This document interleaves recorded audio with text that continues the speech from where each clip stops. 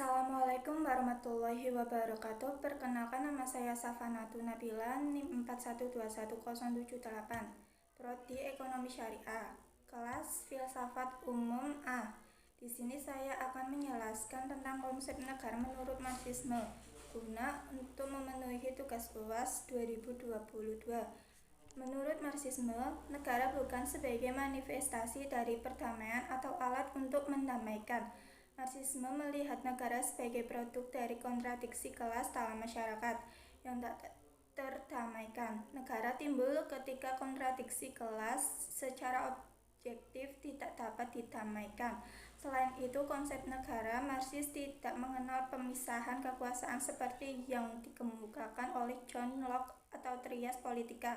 Konsep negara Marxis adalah penghapusan parlementarisme dan institusi burjuasi lainnya seperti tentara reguler yang digantikan dengan rakyat bersenjata.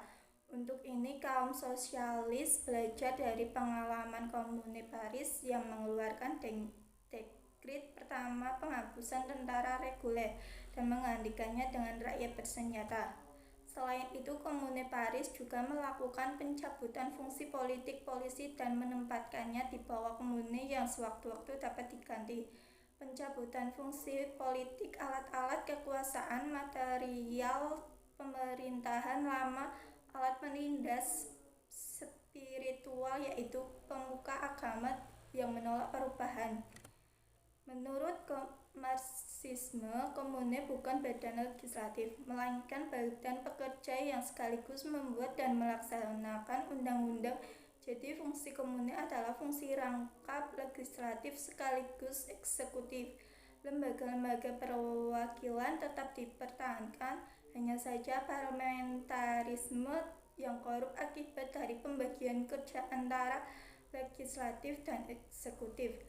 Secara kedudukan dan hak istimewa bagi anggota-anggotanya digantikan dengan badan yang menjalankan sendiri undang-undang mereka, memeriksa sendiri apa hasilnya dalam kehidupan dan bertanggung jawab langsung pada pemilihnya. Fungsi yudikatif di sini dijalankan langsung oleh rakyat sebagai pemilih yang bisa mengangkat dan memberhentikan anggota pemerintahan. Selain berbeda dengan konsep negara liberal, konsep negara Marxis juga berbeda dengan pandangan Hegel tentang negara yang menganggap negara merupakan ide tertinggi dan karena itu tidak mungkin diatur oleh pandangan manusia. Negara adalah hasil akhir dari roh absolut. Selain itu, Marxisme juga melihat bahwa negara adalah alat kelas yang dominan atau berkuasa untuk menindas kelas-kelas lainnya. Karena itu, kemudian dalam negara ada satuan khusus orang-orang bersenjata dan penjara yang gunanya tak lain dan tak bukan adalah untuk menjaga dan mempertahankan kekuasaan yang ada. Negara adalah alat untuk menghisap kelas tertindas. Karena itu, selazimnya yang menguasai negara adalah kelas yang memiliki dominasi secara ekonomi politik.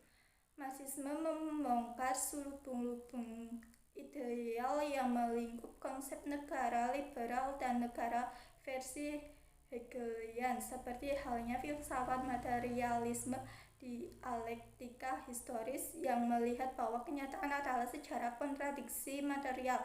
Maka negara menurut Marxisme adalah alat peredam kontradiksi tersebut, khususnya kontradiksi kelas. Karena negara bukanlah alat perdamaian, maka untuk terciptanya perdamaian, negara kemudian akan melenyap sejalan dengan melenyapnya kontradiksi kelas. Ini terjadi karena melewati fase transisi, yaitu negara sosialisme atau kediktatoran proletariat. Masyarakat ketika negara melenyap disebut sebagai masyarakat komunis atau merupakan tahap tertinggi dari tahap-tahap ekonomi atau proses produksi masyarakat. Dalam tahap inilah kehidupan berjalan, masing-masing memberi menurut kemampuannya, masing-masing menerima menurut kebutuhannya.